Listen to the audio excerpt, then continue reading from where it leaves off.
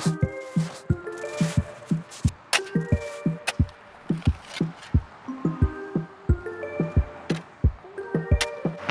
everybody, I'm Tom and this is Shifter, a channel all about urban cycling and bike commuting. And you might be wondering why I'm digging this snowbank. Well, it's because today I'm a little annoyed. But first, I'm digging because underneath the snowbank there's something special. Let me show you what it is. Bike lane, yes, on that side of the street, underneath that snowbank is a bike lane. So there is a bike lane here, but the snowplow has come along and pushed all of the snow onto the bike lane, so it's pretty much covered and therefore useless. But that's not really what's annoying me today. In here, as you can see, we have a pretty good network of downtown separated bike lanes, the best, safest kind of bike lanes, and the city does a pretty good job of clearing them of snow in the wintertime, as you can see. This is definitely not annoying. Without this, I could not commute in the wintertime on my bike. Some snow plowing on roads, some snow plowing on bike lanes. What's the problem? Well, the problem is a certain kind of politician. So a few weeks ago, as you can see, we had a big snowfall. And here we are a month later, and the snow is still here. The city does not plow residential neighborhoods. So a lot of people are complaining that they can't even get their car out of their own street. So here we have two seemingly unrelated things. We have a bike network in the city that's plowed pretty well, and we have some residential streets that are plowed not at all in most cases. And what emerged is the thing that's annoyed me. We have a politician in the city who has conflated these two seemingly unrelated things into one annoying political statement. This politician put out a survey asking people if they thought it was fair that their residential streets are not plowed while the bike lane network is plowed.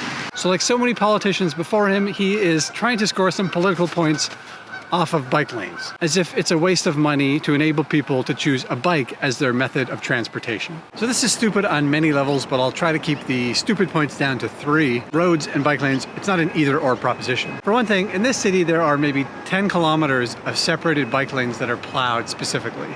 And there are thousands of kilometers of roads, and I'm being literal, that get plowed in this city every year. So to think that stopping plowing on this tiny 10-kilometer section is going to be some big windfall that can start clearing thousands more kilometers of residential roads is just crazy. It doesn't make any sense. Here's an example. The city just opened a 70-kilometer portion of a ring road, 6 lanes wide, 70 kilometers long, all of it is plowed. So imagine taking like one tiny little 10-kilometer section of one lane of that road. That's what we're talking about here. It's probably even less than that. Is that really going to make a huge difference in the city? But it does make a huge difference to the people who use the bike lanes, like me. Number 2 is it's just impractical. It doesn't make any sense. The machines used to plow bike lanes are usually different than the machines used to plow roads. So it's just not, doesn't make any logical sense. And the third point is one of financial efficiency. I mean, the city spent money building these bike lanes. Why not plow them to make use of them year round? It's just a good use of money. And to top my annoyance off, while this debate has been going on, we see all kinds of situations like that painted bike lane I showed you earlier that just gets obliterated by the snow. That happens all over the place. So to think that cyclists are getting some kind of special treatment because a few of them get plowed is kind of absurd. And I suspect this is the case in many other cities as well. It's not about one politician, it's about this bigger idea of cycling as a political act. I think by now, most cities have recognized the value of cycling. You see health advocates promoting urban cycling for transportation. You see transportation nerds. You see business groups lobbying for it because they know it's good for business. There's just a few holdouts, a few pockets here and there where cycling remains political. And one of those is winter. Every year we still have a few lone voices here and there trying to make the argument that there's no value in accommodating cycling in the wintertime.